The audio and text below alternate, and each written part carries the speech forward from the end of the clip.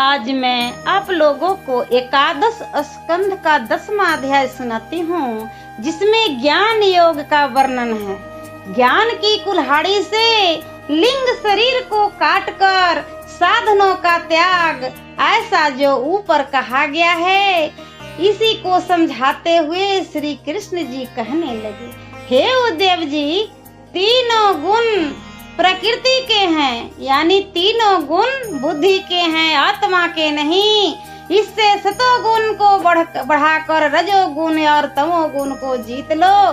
सत्य, दया आदि सतोगुण की वृत्तियां से सत्व गुण ही उत्पन्न होता है, और जब सात्विक पदार्थों के सेवन से सतोगुण की बढ़ती होती है, तब उससे धर्म झलकता है। फिर सतोगुण से बढ़ा हुआ वह धर्म रजोगुण और तमोगुण का नाश कर देता है।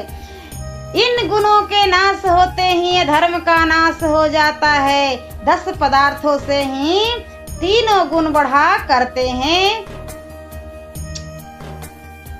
शास्त्र, जल, लोक, देश, काल, कर्म, जन्म, ध्यान, मंत्र, संस्कार, ये 10 जो है गुण हैं, पदार्थ हैं, जो तीनों गुण बढ़ा करते हैं। जिसकी शास्त्री लोग अधिक बखान करते हैं, वह पदार्थ सात्विक जिसकी निंदा करते हैं, वह तामस, और जिसकी निंदा स्तुति कुछ न करके उपेक्षा ही करते हैं, वह राजस है। सत्व गुण बढ़ाने के लिए जो सात्विक पदार्थ है, जैसे निर्वृति, शास्त्र, गंगा जल आदि, उन्हीं का सेवन करे। इससे देह के गुणों को दबाने वाला ज्ञान उपजता है। फिर जैसे बांसों की रगड़ से आग निकलकर वन को जलाकर स्वयं शांत होती है, वैसे ही देह भी अपने आप उत्पन्न हुए ज्ञान से अपने कारण रूप गुणों को जलाकर स्वयं शांत हो जाएगी। उद्धव जी कहने लगे, हे कृष्ण, मनुष्य जब यह जानते हैं कि जितेंद्रिय होकर सात्विक पदार्थों के सेवन से पुरुषार्थ मिलता है और राजस तामस दोनों का सेवन सुखदायी है, तो फिर क्यों कुत्तों, गधों और बकरों की तरह विषय भोग में लंपट बने रहते हैं। श्री कृष्ण जी बोले, हे उद्धव, अज्ञानियों को पहले देह में मैं ही हूँ ऐसी अभिमान बुद्धि होती है। इसके कारण उसका सतोगुण प्रधान मन भी रजोगुण युक्त हो उसका भोग विषयों का संकल्प करने लगता है, जिससे उसमें काम की वासना उपजती है।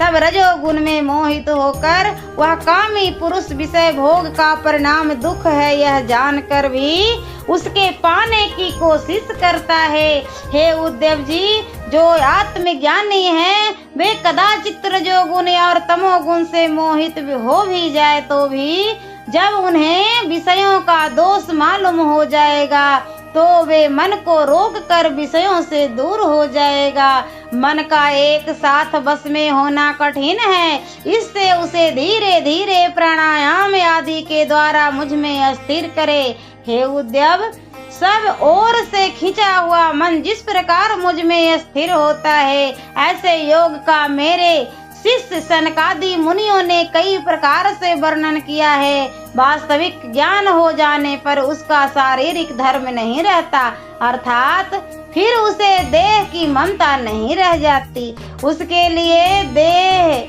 घर, स्त्री, पुत्र आदि कुछ नहीं। हे पुत्रों, तुम लोगों ने मुझे अब तक नहीं पहचाना। मैं विष्णु हूँ। तुम्हें और सारे जगत को मोक्ष मार्ग का उपदेश देने के लिए इस संसार में हंस रूप धारण करके आया हूँ। मैं ही सब धर्मों का उत्पन्न करने वाला और समस्त ऐश्वर्यों का आधार हूँ। अतः तुम लोग मेरी शिक्षा मानकर जैसा कहता हूँ वैसा चलो।